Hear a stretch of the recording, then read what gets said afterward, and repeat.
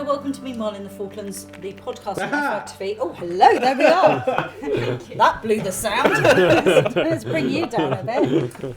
So, Kyle opened some mouthwash. Let's give you a little bit of context here, listener. We're currently sitting in my kitchen. I've just made a batch of pancakes, and my daughter's here, and she's got a child-locked bottle of mouthwash. Can we just say your daughter isn't a child No. anymore? No, very much She's not. 20. And it was you who actually got it open in the end, which was what was the cry? chair. The chair, yes. Yes, indeed. Anyway, we're in my kitchen simply because we have a new server at FITV Towers, and it's a bit noisy. Just a bit. Bit noisy in there. A bit loud. It does sound like you're standing right next to a jet engine. Yeah. We were told it would calm down after a little while, but I was hoping that it would calm down by now, but it hasn't. Yeah. So consequently, we're here in the kitchen. I think it has calmed down. I think that's Do you? it. I don't think it's going to be any calmer than that.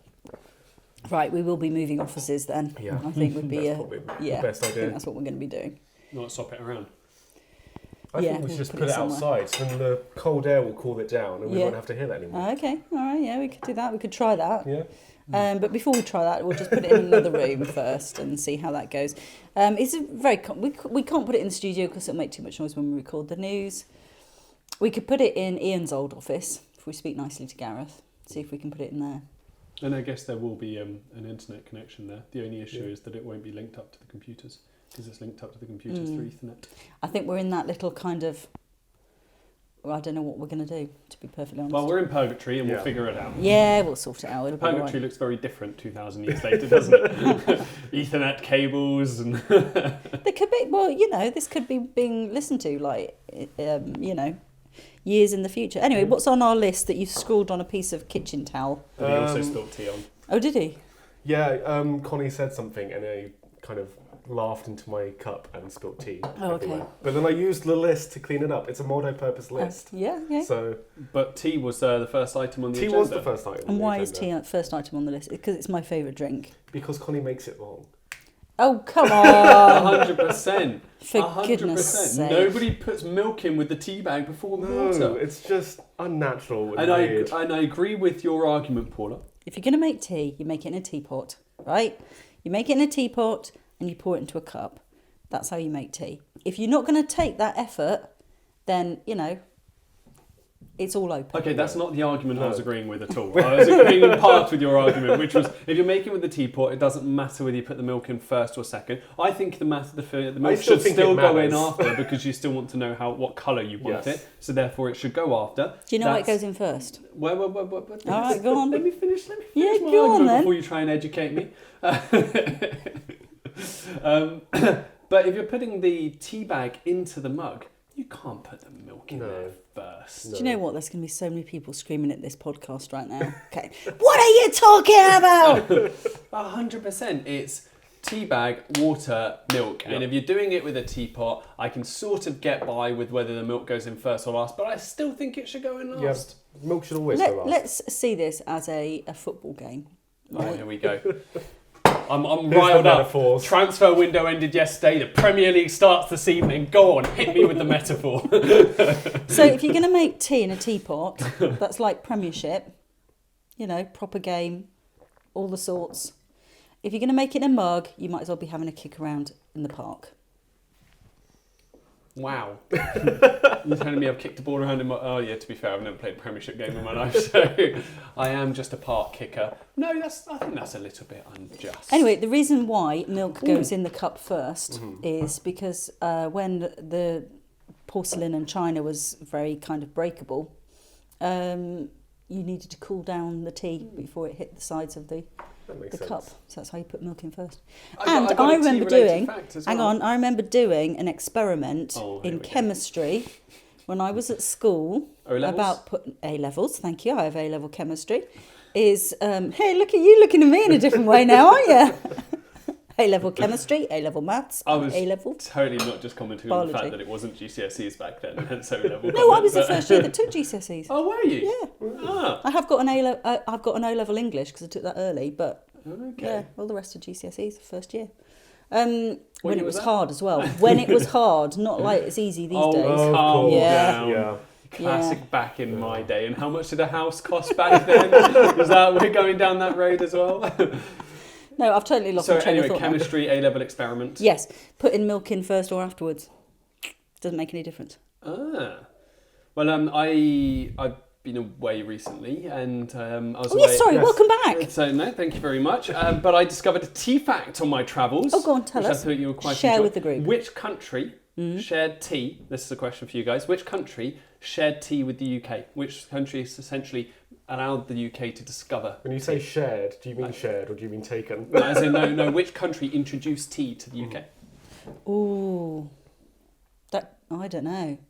Go on. India. You're going with India, which is it originates from India. So good guess. Wrong. I want to say it's probably... I mean, if you common sense would prevail, think about the countries I went to. Portugal. Obviously. I was thinking it's probably a European country. So, as we well know through history, one of the biggest empires were Spanish, Portuguese, and British. Colonized. It's not colonized. Colonized most of the world, and there was a huge import of Indian-related artifacts and teas and foods, and they came in through the Portuguese Empire. And it was when a Portuguese princess married an English prince that she brought tea over with her, and the local people thought, the Portuguese princess, she drinks tea, that's an amazing thing, we'll drink tea as well. And the other countries around Europe moved on to coffee, and Britain stayed with tea. So it's Portugal that introduced tea to the UK. Wow. That is top tip, like Thank you that. very Look, much. listener, you thought you were going to be tuning into some waffle from the Falkland Islands, and instead There we go. You've been we've had educated. proper... So Whilst the I last... eat my pancake. Yeah, the last word on this, on the tea, is going to be saying that at the Falklands Ball on Saturday, yes, I did take a teapot and a flask of hot water, and I made proper tea sitting at my table. And bear in Albeit mind it was in a mug rather than a cup and saucer. I should have taken my cups and saucers. Bear in mind that the Falklands Ball is a great little dance around for the whole community, where where the people above the age of 18 do enjoy a beverage. And Paula rocked up with her tea. I turned up with this flask, and Lee went, "Have you got tea in that flask?" I went, "No, I've got hot water in this flask because I've got a teapot." No, everyone else is drinking the beverage of their choice, so why shouldn't I? Anyway, that's the last word on that. What's second on our list, Tom? You're Tom. back. Yes. You may have already Hi. know this, but Tom's here. Yeah, So since back. you've been gone, we've now got a cinema. Yes. I know, yeah, it opened literally the day Yeah, I listen left. to that, Emily. We've got a cinema now. You ought to be coming back to the Falklands. It opened the day I left, which I was quite gutted about, though I did get the opportunity before I left to get one of the advanced screenings that Kyle and I attended did you? Yeah. as well. And it was, loved it, really, really did. But I went for the first time formally last night. Went to see one of the new Marvel films. You say Spider-Man, that's fine. Spider-Man. Okay, I can say Spider-Man. I didn't know. I was like, can I say? Yeah. But no, really good. I did discover that going to a 5:30 viewing means you're in a cinema full of kids, especially when you go and see Spider-Man. But I like that. I was looking at, because I saw Spider-Man the day before you at half 8 showing, and because I'm older and quite shattered at the moment, it wasn't really great for me, because it was like 10:30, and that's way past my bedtime. So I did quite like getting out at like 7:30, 8 that's o'clock, nice. coming home, having some dinner, reading my book for a bit, and I was in bed before 10. This is great. Yeah, I think that's brilliant. Though I ate Brilliant. way too much popcorn and I wasn't really feeling dinner. No. I do like Which their is the popcorn. danger of the 5:30. Yeah. Yes, because you come straight Yeah, out go from work hungry. and you're a bit hungry. Mind you, popcorn is... Had a beer, I think it's pretty had a good, isn't it? popcorn, and I had some chocolate. It's pretty decently priced. Yeah.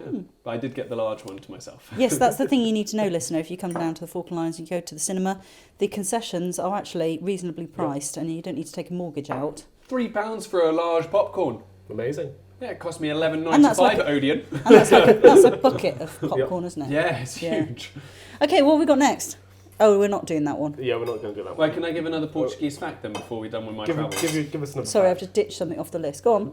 No, it's quite all right. What's your Portuguese fact? So the longest standing military alliance in the world is the Anglo-Portuguese military alliance that dates back 700 years. No alliance has lasted for longer, so technically if Portugal go to war, England have to go too.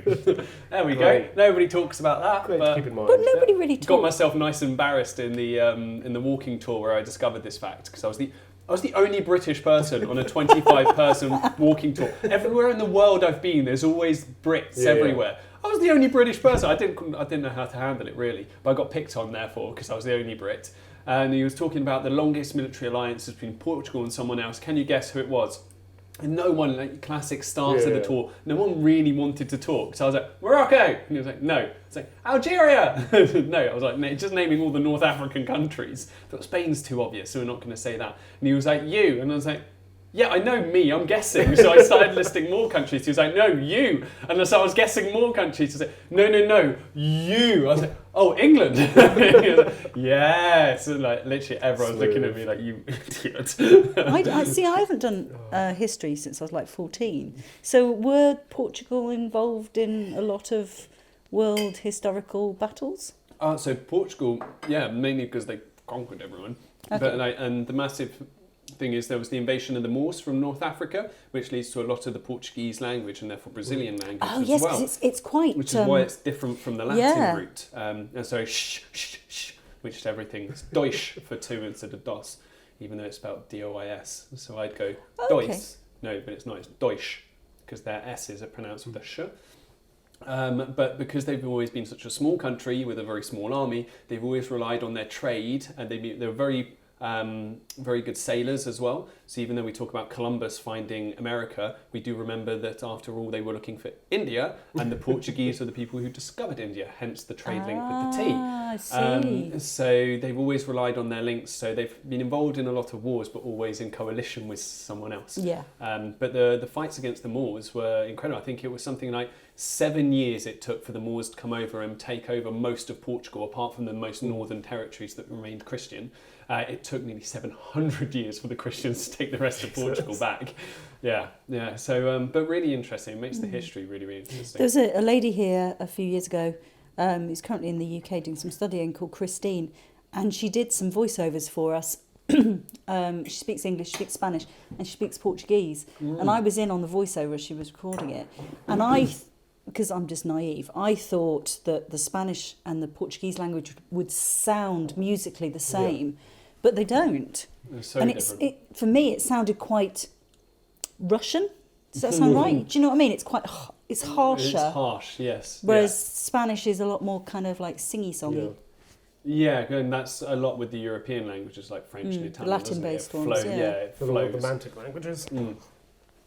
Absolutely. But Anyway. yeah, I learned loads of stuff about Portugal. Bear in mind, probably go and fact check this, and it might not be 700 years, it might be 300 because I wasn't quite sure, and it might not be 700 for the coalition. It might between England, it might be 300. I can't quite remember. It's 7 or 3. There was just a lot of 7s and 3s thrown about. But anyway, the details are there. The facts get in the way of a good story. That's Tom's history corner. Yeah. Oh, we've so got to do that. We're gonna start that. We've so got to do that. I've got another Portuguese fact as well, which we'll throw in later on in the podcast as well. So stick tuned for another one. Yeah. Do you know that's what we need to do? I think that's what we need to do. We need to keep people listening. So yeah. Well, That's I'm good. giving up Top all my tip. Portuguese facts Top early. tip. Right. What's next on the list? What was next? So we're ignoring Tom. Well, we've done Tom. We're What ignoring else? trees. We're ignoring trees. Are we even. ignoring police? Well, no, What's I the did- one before then? Speaking of Pancakes trees, and Peru. Speaking of trees, I was trying to think of a really piece. quickly. It was so good to go back to the UK and civilization and walk through trees. I Isn't forget it? how Oh, much so I nice. miss them being here. My nan, who lived to a very ripe old age, when she used to go and visit my mum and dad, would go and sit in the garden because they had this massive, massive oak tree. Or they still have this massive, massive oak tree in their garden. And she used to go sit underneath it. And she used to say she always felt better after sitting under the tree. And I've got a big... This is when I get quite weird. I could really get quite weird about, that kind of, what do you call it? Tree hugger. I Hippy- could. I could hippy-dippy. so totally be a hippy-dippy tree hugger. Yeah, So- with your special coat at your pottery retreat. I'm getting that as well. Don't diss my pottery and Yeah, I know. art and pottery Yeah, it's retreat. nice. There's some clothing. really big wooded areas near where I live in the UK, and it's just so nice to go out for a walk in there.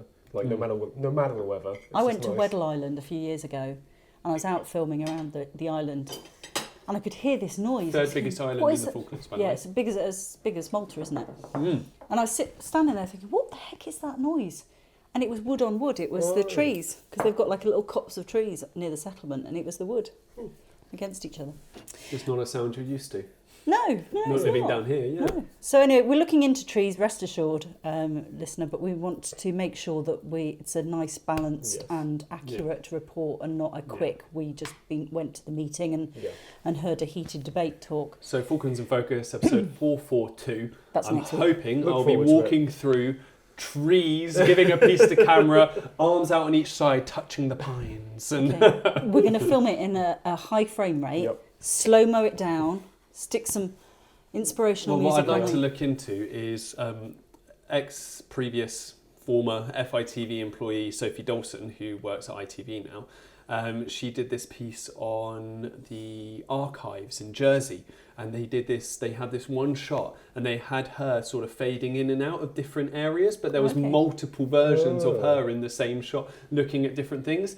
And I'd quite like to give that just Let's give it a just in go. an editing sense. I Yeah. have no idea how to do it, so I'd quite like to give the masking a go Yeah. and see if I can get me looking at loads of different trees from loads of different areas. So that's a plan. So definitely tune in for my awful Okay. attempt at that.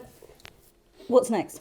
Uh, Peru. Oh, the students back yes, from the Peru. students back from Peru. They all went- survived Peru? then. They all They came did. back. What were the kids doing in Peru? They were on a scientific expedition, so they were out there looking at frogs, looking at piranha, looking at butterflies and birds, measuring them, seeing how big they are, helping out some of the science, some of the PhD students that are out there Cool. So was that the local school kids? Yes. How old? from the community school. How old were they? Tyrone's age. So Oh, 15, 15, 14, yeah. 16. 15, Okay, so 14. not like ludicrously young. No, no, no. That would have been a little bit intense, wouldn't it? Let's just let the toddlers loose in the Amazon. The same size as some of the frogs. But no, we the school was kind enough to give us a whole 12-minute video of all of their adventures that we could look through. Yeah, that looked really, really it looked nice. really, really cool. Like I said, they went on the river and caught some piranha. Oh, did they? No way. Yeah. And were measuring them and holding them and trying not to get bitten. They saw some monkeys, some spider monkeys. Sorry, I'm just trying to put the butter away. There Go you on. go. They saw some monkeys. Yes, they saw some squirrel monkeys, not spider monkeys. Squirrel monkeys. Yeah, it seems like they had an absolutely What were, amazing what were time. the kind of monkeys I saw? I can't remember the name of the monkeys that lived Oh, in what, in Gibraltar. Gibraltar? No idea. Anyway, they were cool. You were there, you should know. Yeah, Yeah. I know, but it was... I can't remember what they're called, but I definitely said it wrong so many times that now I have the wrong name They're in my not head. macaques. Sorry? Macaques? They could be macaques. Something like that, yeah. Okay. Anyway, Yeah, let's 'cause, move on. Yeah, that was definitely a syllable in that word is definitely the area I was getting it wrong. Okay. So, police. Yes. Ah, yes. Little bit of Interestingly- another event. Yes, Yes. interestingly, we didn't get that through a press release from the Falkland Islands government. We got it Saw it on from Facebook. the Royal Falkland Islands Police Facebook page, which is interesting. Yes. Yeah, it carries on with our previous discussions about the social media day and age and how most news is actually consumed through media platform. And much like how, speaking of Gibraltar, we covered the Island Games, a lot of it Yeah. through social media. It is becoming a number one platform and source for news.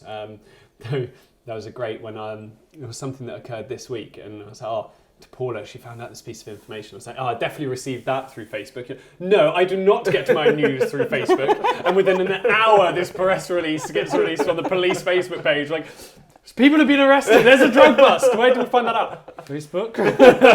It's like, definitely don't get your news from Facebook. That was a funny moment. Yes. Anyway, so you went straight down I went there straight to the down police, there, didn't you? phoned the police, raced down there to talk about the because they got a search warrant to search one of the houses in Stanley. Oh, that's the coffee machine Yes. switching itself off. It sounds also like our servers. Yeah, they started at the police station, talked to the lovely Jeff McMahon about the search and the arrests that were made. He bought a book off me at the did flea he? market, yeah. Which book? A Clive Cussler book for 20p. How did the flea market go? Not many people there, apparently. But we did flog a few bits and That's pieces right. for yeah. So we'll be back down there at the next one then to flog some more FITV. Yeah, I think so. Yeah. Junk. Yeah. Not junk, actually, listener. It's very, very good stuff for a It's bargain a price. box of leads, massive box of leads. Anyway, sorry, I interrupted you. so it was 2 people arrested? 3 people. 3 people. 3 people. Well, Oh, not the press arrested. not arrested, helping the police with their inquiries. Yeah, but in, okay. in the interview, you then said arrested. Oh, he did, didn't he? Because I was having a little Good. semantic Yeah. moment. Yeah. I said in custody. Is that arrested, Does that or mean is that you're just? arrested, or can you just be brought in for Dunno. questioning? If you know, listener, Let us know. let us know. Yeah, Though I mean, we'll we will Google it look into later. it ourselves, Yes. but please let us know anyway.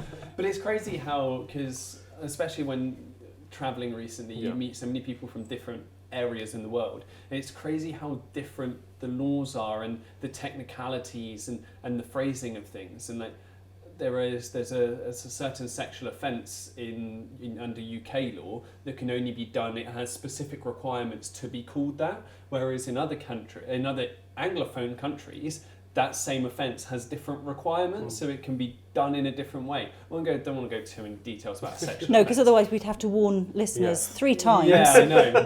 as to But it's what's just- coming up. but it's just so It's maybe bizarre that like offensive. within like the same language with countries that really aren't that different, that a certain offence can be described in a very different way. So you can be convicted of a crime in a country, but in another country, if you did that same offence, you'd be convicted of a different crime. Yeah. So bizarre. So That's bizarre. strange. So the technicalities really do can trip you up. Is it still true that you can stand on one side of the River Severn and if you see a Welsh person, you can shoot them with a bow and arrow? Well, I Probably. heard that. It'll date back to what, 1500s Yeah. or something like Yeah. that? And it's just There's tons it's of like never been old weird abolished. laws that. I love laws like that. I think that's hilarious. Yeah. But- Anyway, what's next on the You list? told me that when I was in high school. Were you in? I was in Wales, yeah. Oh, I I thought was- when you're not in France then. No, I moved back when I was 15. Oh, okay. So I did year 11, 12 and 13 in Wales. Okay.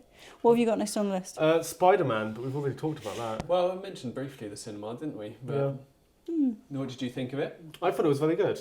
I thought there were no spoilers, but there's certain sequences at the end that were. I very, think we very should good. just spoil it. Caution ahead. The next 5 minutes are going to be spoiling of Well, Spider-Man. This is Marvel Corner now. Yes, I was going to say. Yeah, I've had Tom's History Corner, let's have Kyle's Marvel Corner. Are you a big Marvel fan? Huge Marvel fan. I love all the films. I don't really read the Are you a comic books. Yeah, I was going to say, are you a comic book person? No, I've never really got into comic books because I tend to. I find them hard to read and hard to get into. Because They're all in capital letters. yeah, Because when I was working in the school in the UK, I had this brilliant idea because I had an older lad who was struggling to read, so I thought this would be perfect. But it's all in capital letters, so it's quite tricky. everyone's always shouting in them. Yeah. What about in like the more Asian style, so like anime and manga? See, Did you ever get into that? that's weird. Like I Because can. it's written in a similar format. Yeah, but I can read manga a lot more easily than I can read comic books. There's something about comic books of the way they're set out, or the way that it's like you can go 4 pages and read 2 sentences of dialogue, and it's like. Whereas there's a little bit more. There's a little bit more than manga, and there's a little bit more. I don't know. I just find it easier to read. I don't know why. Okay. And does this help you with Dungeons and Dragons? Because I understand you died twice last night. I did. That's a nice, if we're gonna that's a bring nice this little up, segue into Kyle's sucking at living. yeah, Tom put Kyle sucks at living in D&D on the list, and I suppose we're going to have to talk Have you about sucked that at living before now? now. No, this is the first time I've died in D&D, so it's a Ever? whole new experience. Yeah, No. I've never died in D&D. You've been before. playing it for such a long time. I Have you know. not died before? I know. It's Do really- all the other characters point at you and laugh? Well, they didn't so much laugh as Elliot looked at me and went, "Why did you do that?" I was like, "I don't know. I didn't think. I didn't plan ahead." Was it very I much thought in we were keeping with safe. your character though? No, it was embarrassing, really. Firstly, I fell through a pit onto a bed of spikes and got The classic booby classic, trap. classic booby trap. And then Nick. Why weren't you throwing rocks ahead on the ground to see if it fell through? Isn't that what they do in Scooby-Doo? To be fair, I was running away from an enemy. So, but Nick very graciously out of the frying pan into the fire, yeah, literally. exactly. Pulled me off of the spikes and saved me. And then about 10 minutes later, a different enemy jumped out of a wall and then slashed me to death. So are the other characters pushing you out front? Is that what it is? You're No, like the canary of your group. I love that reference. I've been staying to the back of the group for a lot of the time because I'm playing something that uses a lot of magic and uses a lot of spells. You kind of have to keep a bit of distance so you can hit them properly. Yes, but in all the Buffy the Vampire things, if you've got a pack of people moving forward, it's always the ones they pick off at the back, and then the front person turns around and no one's there. Yeah. To be fair, I think it's more to do with my own stupidity than anything else. I saw the chest and I just had to open it. And Right, Pandora. So what will happen now then? Are you going to go back to the beginning or something? So I need to talk to Elliot about it. But either The Dungeon Master. and either I will be able to resurrect the character that's just died through some mysterious means that Elliot's not told me about yet, or I can play a different character. But then is he like your new character like at the very beginning? You've got to run to catch up. I think Elliot will just bring me in as like, oh, we found you in a dungeon and you were chained up. And okay. The role of the Dungeon Master is to write you into the story in a way that makes sense to you. Okay, So I see. Hopefully it shouldn't be too bad. Yeah, Dungeons and Dragons is literally the original video game. It's all of the games like Oblivion and Skyrim and all these other fantastical video games that you play, and there's loads of quests. But rather than using technology, you use the most powerful technology alive. Imagination. And D20 that hate you. and D20. Which D20, I didn't This is a dice, listener. Yeah, so the 20-sided dice, which I didn't realise how... What is that shape called?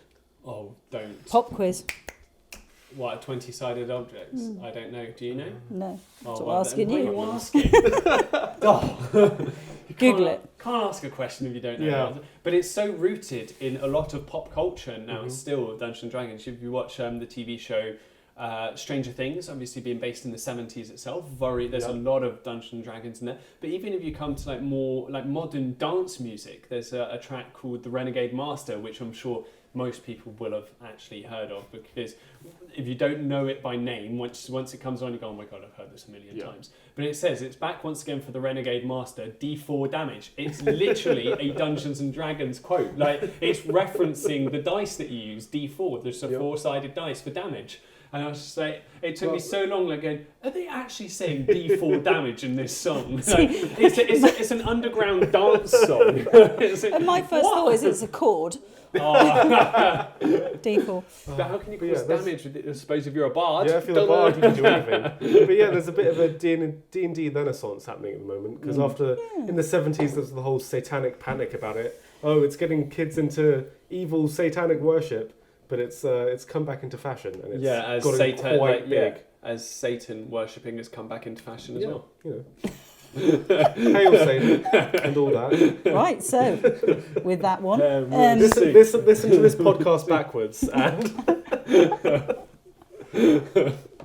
So what's coming up next week? I did write a list down and then promptly left the list at the office. I did that with my shopping list.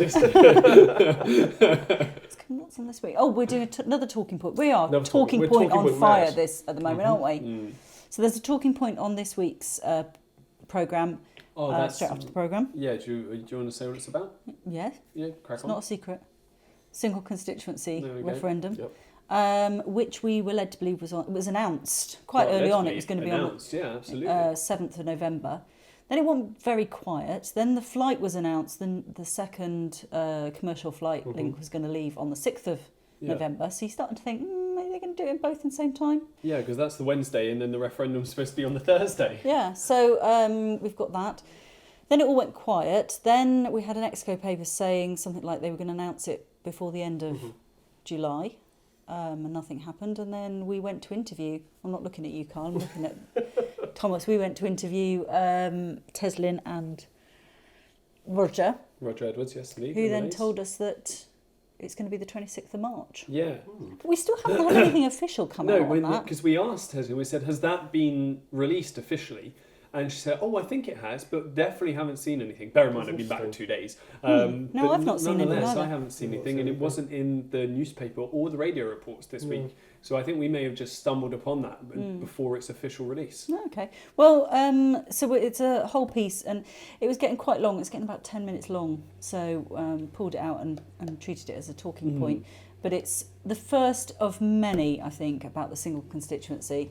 The single constituency vote, and sort of see how we go from there. Really, I definitely think we should do a different export for that one and get it up on the YouTube channel next week as well, because that'll be a good one for people to see and actually understand what's happening with this referendum. Yeah. Sorry, talking about that, I didn't export it for online. it's still like on a Cool. That's for fine. I haven't really yeah, dealt it's with on any quite of a high that bit yet, rate, so I need to export it again as a lower bit rate. But yeah, so we'll put that on. What will we put it on? We'll put it on our website, On on our website. channel, fitv.co.fk/channel. And next week we'll also get it up on our YouTube channel, where you just type in FITV into YouTube's search bar. Yeah, and have a look at that.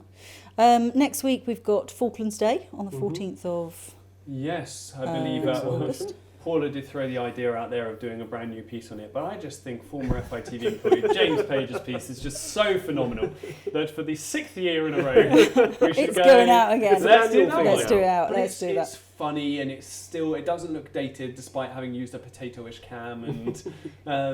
Potato-ish. It was the potato I don't cam. think it was. I think Was it it was one of the old small cams? JVCs, Yeah. rather than like the Potato cams. genuinely carved out of a potato. Potato cams have been donated now, haven't they? Or Have they? Yeah, let's not call them potato cams anymore then, because they're like decent cameras. Decent They're big all cameras. right. They're all right. Were they donated rather than sold? Yeah, been donated. Yeah, then they're a potato cam.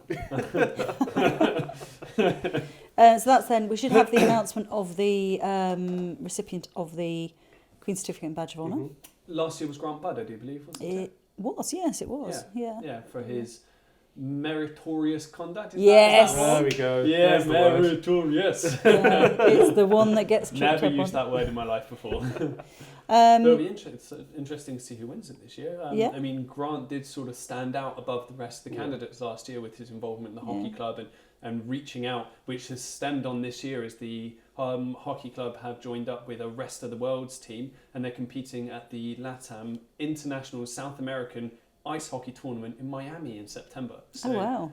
like, again, just testimony to Grant's hard work and the amount of effort he's put into like pushing Falklands hockey out there. Definitely making a bit more of a name on the international stage, which is always good to see. Chess club's waning a little bit. What? Oh, is it? Yeah, only a couple of What do you people mean, last is week. it? You're one of the key members, Kyle. No wonder it's waning. I'm considering putting it once a month. Actually, I think every week is a bit too much. So, but I'll go next Monday and see, because we've got a guy who comes quite regularly called Hamey. He brings this beautiful chess set with him, and he's very keen to play every week. So I might just say, once a month, last Monday of the month for everyone. I noticed my parents' chess set when I went home. It belonged to my grandpa, now ivory. Ooh. Yeah. Which touchy subject. Wasn't illegal at the time. It's a very old chess set. I went the vicar that was in our old parish. He had 4 boys, and they made him a chess set out of Warhammer characters. Oh wow. No. That's cool. Yeah, and painted it all themselves and stuff like that. It cost them a That's cool. fortune, poor That's lads. cool. But yeah, so they have this Warhammer chess set that they made. Very nice. Great stuff. What else is next week? You two are getting haircuts. We are.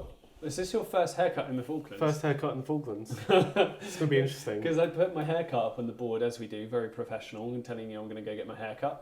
So I can't possibly do a story at that time on that day. You've got to look smart on camera. So, yeah, and I did that, put it up, and Kyle was like, oh, where'd you get your haircut? I think I need one. And then I looked to you and your hair is a lot longer now, isn't it? Starting Just to get a bit. A It's little bit getting of a Christian unruly. Bale thing going on Yeah. there. I'm looking in the mirror going, it's almost a mullet. That's bad. Get it sorted. Yeah. Anyway, that brings us to the end of this podcast. I think we've whittled on long enough for you folks. Hello to Graham, who's still listening, and Emily. Do you know what? You ought to come back down here. Yeah. You'd love it. Bring Doris with you as well. Doris is the cat, by the way. So join us next week. If you want to watch along, you need to look at week 441 on our website, fitv.co.fk. If you have any problems whatsoever, please get in contact with us, and we will not laugh at you at all, but we will have a look and see, because it may be that it's a problem somebody else has experienced and we know how to sort it out, and it may be you just need me to generate you a manual password. Yeah, so don't think, it's something wrong with your computer. Do just get in touch with us and we can fix it. We'll soon tell you if it's something you've done. Can I leave them with we'll my figure it out. final Portuguese? Oh, Oh, yes, yes. let's, yes. There we go.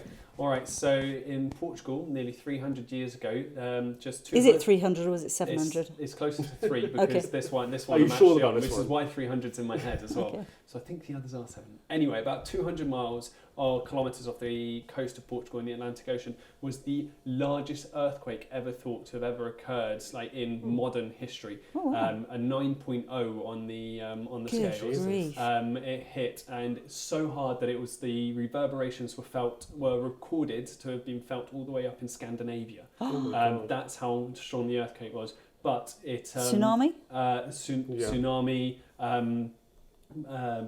breaking of buildings, mountains falling down, like literally mountains falling down. Lisbon was apparently had more hills than it does now. It was just some of them got destroyed in this earthquake, which killed over half the Portuguese population nearly 300 years ago. Wow. There was apparently a disaster very similar that occurred in Portugal 300 years beforehand, and it's been 260 odd years. Oh, they all do. So they always do that. But like one of the the walking tour guide that we had in Lisbon was telling us the story on it, and he studied drama at university, so he was a very dramatic fellow. But it was a fantastic way of saying it. So he was like the day it occurred on was on a holy day, so everyone was in churches, hence why the casualties were actually maximised, because a lot of churches and roofs and stuff fell down onto them. And he was telling us a story. So if you're so you're in the church for mass, and the earthquake, the earthquake hits, and the church falls down, and you get crushed by the church, but somehow you survive this, and you crawl out. But because it's a holy day, the Christians all light candles. So there were candles everywhere. So you survive the crashing of the church to realise that everything is on fire, because all the candles are set fire to everything.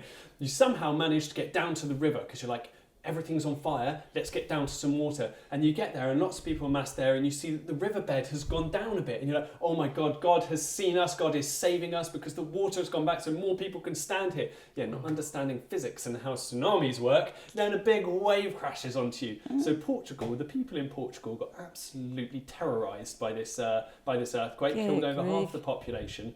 So there we go, that's biggest earthquake in history, and apparently it was every 300 years something bad happens in Portugal, and we're about 30 odd years away. Ooh. So don't go to Lisbon in 35 years time. That's all I'm going to say. And don't go on a holy day either. So you'd recommend it then? Portugal's fantastic. I really, really liked it. Great stuff. All right, well, that's the end, and we'll see you next week. Bye. Cheers guys, bye.